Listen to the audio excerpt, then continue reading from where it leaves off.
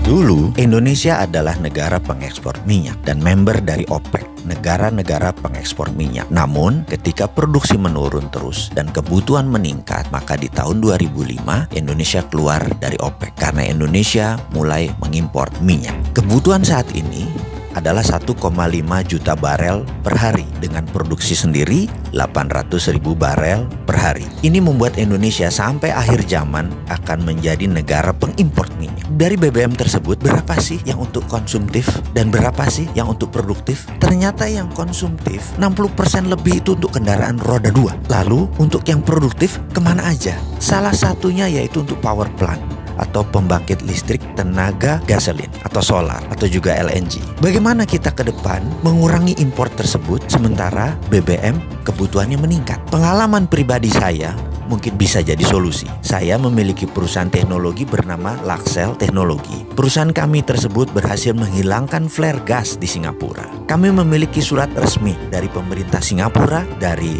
Shell, dan dari Mobil Oil atas suksesnya menghilangkan 5 flare gas dan menjadi zero flaring. Dengan teknologi ini, bagaimana kalau kita membuat dua hal dengan satu tenaga? Kita menjadi negara pertama di dunia yang berhasil menghilangkan gas suar bakar atau flare gas, dan kedua adalah kita menjadi negara yang mendukung lingkungan hidup, yaitu fight global warming. Kita tahu bahwa saat ini ada lebih dari 700 mm SCFD. Flare gas dibakar setiap harinya di 8 provinsi di Indonesia. Terbesar di wilayah Sumatera dan di Blok Cepu. Sekali lagi, flare tersebut dibuang percuma. Kalau dinilai dengan uang, maka nilai 700 mm SCFD itu adalah 5 triliun rupiah per tahun yang kita buang. Kedepan mengapa kita tidak memanfaatkan sampah ini? Flare gas tadi jugalah yang membuat Indonesia dalam statistik global warming lingkungan hidup dunia memberikan kontribusi penyebab panas bumi lebih dari 5%. Saya jamin dalam 5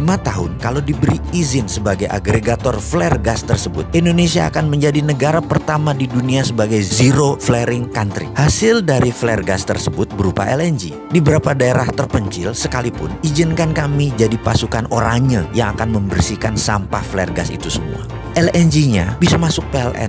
Energinya PLN kan masih kurang. LNG tersebut bisa PLN beli dengan harga murah dan distribusikan ke pembangkit listrik tenaga gas atau pembangkit listrik berbasis gasolin, biasanya juga dual combustion, bisa pakai gas, bisa pakai BBM. Ditambah lagi ada 18 power plant di Indonesia Timur yang pakai BBM yang bisa diganti gas. Untuk ini ada kelebihan yang lainnya. Pada saat regas gas LNG tadi ada dingin terbuang kira-kira minus 170 derajat Celcius yang bisa kita tangkap untuk dibuat cold storage untuk ikan. Cold storage tadi untuk meningkatkan hasil nelayan di mana energinya gratis. Tentunya cold storage tadi disiapkan oleh pemerintah. Hal itu semua akan mengurangi import gas 5 triliun per tahun. Juga PLN mendapatkan LNG. Apa syaratnya untuk itu semua? Cuma 2, yaitu PLN menerbitkan GSA, Gas Sales Agreement, dan negara kasih izin flare gas agregator. Semoga ide ini bermanfaat.